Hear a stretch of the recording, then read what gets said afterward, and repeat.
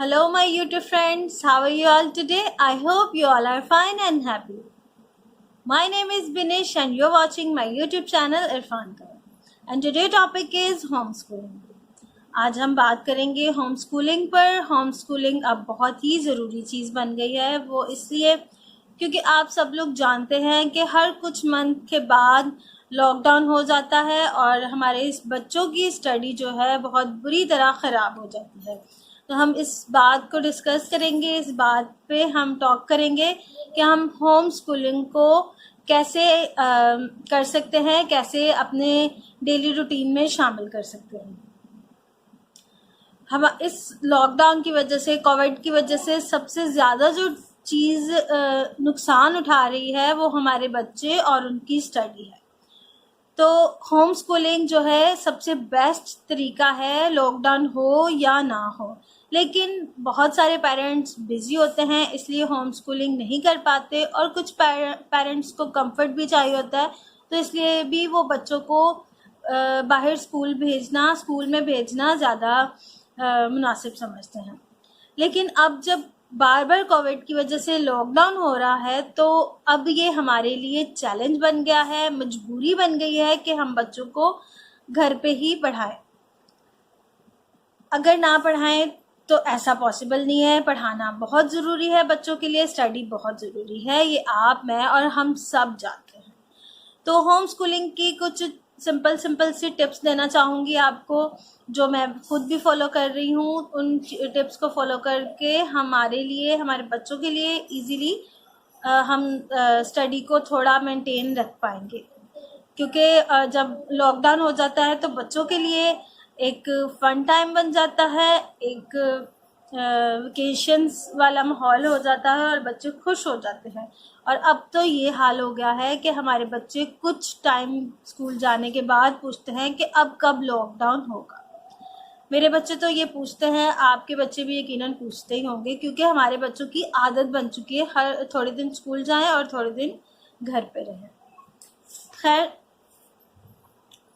तो बात करते हैं कि होम स्कूलिंग को हम कैसे अपनी डेली रूटीन में लेकर चल सकते हैं।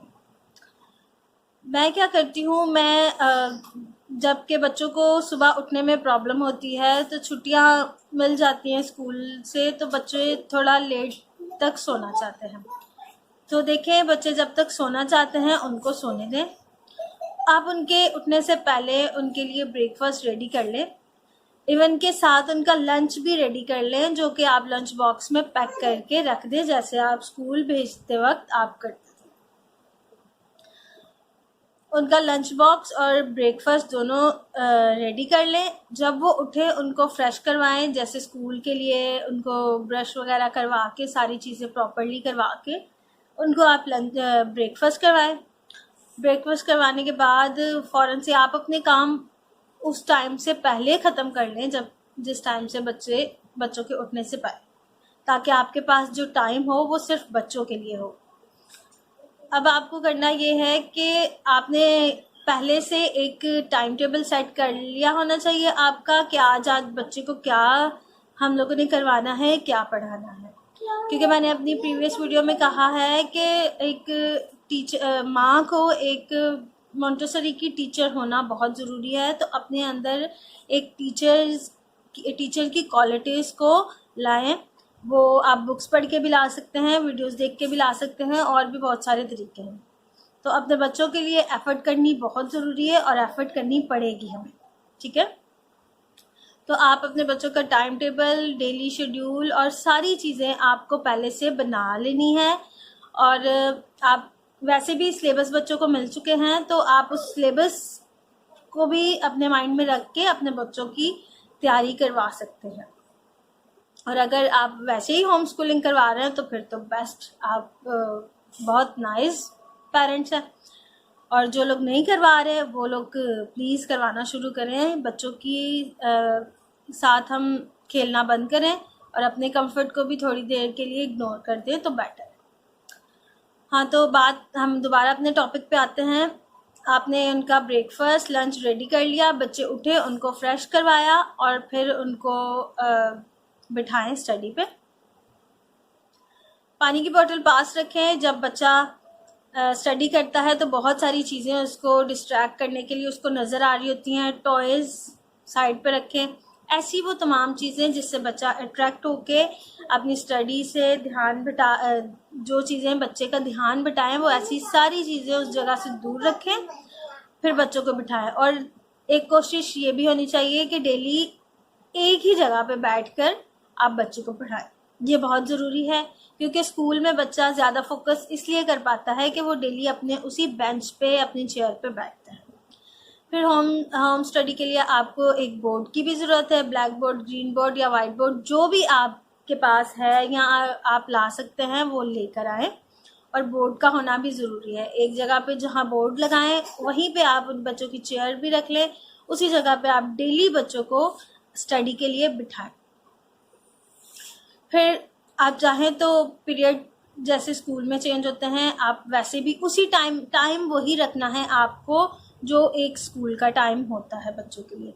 लेकिन अगर आपका बच्चा थोड़ा इरिटेट हो जाता है स्टडी करने से तो आप उसको बीच बीच में ब्रेक दे सकते हैं। फॉर एग्जांपल, अगर आपने थोड़ा सा इंग्लिश सब्जेक्ट पढ़ा लिया तो अब आप बच्चे को बीच में थोड़ा ब्रेक दे दें। लंच जो बॉक्स में आपने उसके पहले से पैक करके रखा है थोड़ा वो खिला दें उसको, पानी की बोतल पास ही होगी और पानी पिला दें उसको, थोड़ी सी उसके साथ हंसी मजाक कर लें। होम स्टडी के लिए सबसे ज़्यादा ज़रूरी है कि आप मेंटली तौर पर फ्रेश हों, किसी चीज़ का बर्डन ना हो आप पे कि घर के काम करने हैं, खाना बनाना है या इधर उधर की जो मसरूफियात हैं वो आपके माइंड में नहीं होनी चाहिए। आपका फोकस पूरा स्टडी पे रहना चाहिए, तभी जाके बच्चे का भी पूरा फोकस स्टडी पे ही होगा। तो आप ये सारी चीज़ें फॉलो करते हुए थोड़ी बच्चे के साथ हंसी मजाक, प्यार की बातें, एक्टिविटी, एक अच्छा सा कनेक्शन बना के आप बच्चों को होम स्टडी बहुत ही इजी तरीके से करवा सकते हैं। होम स्टडी का ये भी फ़ायदा है कि आप अपने बच्चे के IQ लेवल के हिसाब से उसे ज़्यादा चीज़ें सिखा सकते हैं। आपको अच्छी तरह पता होता है कि आपका बच्चा कितनी चीज़ों को सीख सकता है, कितनी चीज़ों को अपने माइंड में सेट करके कितने टाइम में वो अपने माइंड में ज़्यादा चीज़ें सेट कर सकता है या कम चीज़ें सेट कर सकता है। और स्कूल भेजने का एक छोटा सा जो नुकसान नहीं तो कुछ मतलब एक छोटा सा ये होता है एक मसला कि वहाँ थोड़े ज़्यादा हाई लेवल के बच्चे भी होते हैं, मतलब लाइक स्टूडेंट्स भी होते हैं, थोड़े से डल स्टूडेंट्स भी होते हैं। तो स्कूल वालों की ये रिस्पॉन्सिबिलिटी होती है कि उन्होंने सब स्टूडेंट्स को साथ लेकर चलना होता है। उन्होंने सारा कोर्स एक ही टाइम में सब बच्चों को, हर लेवल के बच्चों को एक साथ कंप्लीट करवाना होता है। तो जब होम स्कूलिंग होगी तो आपको अपने बच्चे का माइंड स्टैंडर्ड का पता होगा तो आप उसको ज़्यादा चीज़ें भी सिखा सकते हो। और अगर वो कम टाइम में कम चीज़ें सीखता है या ज़्यादा टाइम में कम चीज़ें सीखता है तो वो भी आप अपने हिसाब से उसको सिखा। फिर होम स्कूलिंग का एक ये भी फ़ायदा होता है कि बच्चों को कोई जज नहीं कर रहा होता, कोई उनके टेस्ट नहीं ले रहा होता, कोई डर नहीं होता उनको कि अगर हम लोग आज ये काम नहीं करेंगे तो हमारी टीचर हमें डांटेगी या घर से डांट पड़ेगी। टेस्ट आपको लेने तो ज़रूरी हैं लेकिन वो जो टीचर का डर है वो बच्चा उससे बचा रहेगा। होम स्कूलिंग का ये एक बहुत बड़ा फ़ायदा है। फिर अपने बच्चों को आप उसके साथ मैनर्स भी सिखा सकते हैं, नॉलेज भी बहुत सारी दे सकते हैं, और रेस्ट भी जो उनका हक है, रेस्ट करना और खेलना उनका सबसे बड़ा हक है, तो वो ज़्यादा आसानी से खेल सकते हैं। क्योंकि हम स्कूल के टाइम से देखें तो हम लोग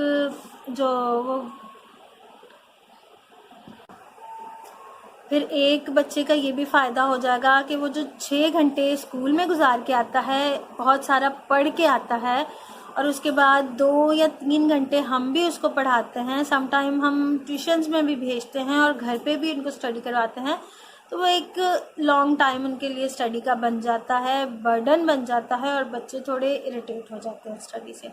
तो होम स्कूलिंग का ये फ़ायदा है कि आप वही 6 घंटे जो आप स्कूल भेजते हो वही 6 घंटे आप अपने पास अपने सामने बिठा के पढ़ा लेंगे, तो उसमें प्लस स्कूल भी हो जाएगा, ट्यूशन भी हो जाएगा, और जो आप खुद अपने ऑन पे स्टडी करवाना चाह रहे हैं या उनको जो चेक करना चाह रहे हैं वो भी हो जाएगा।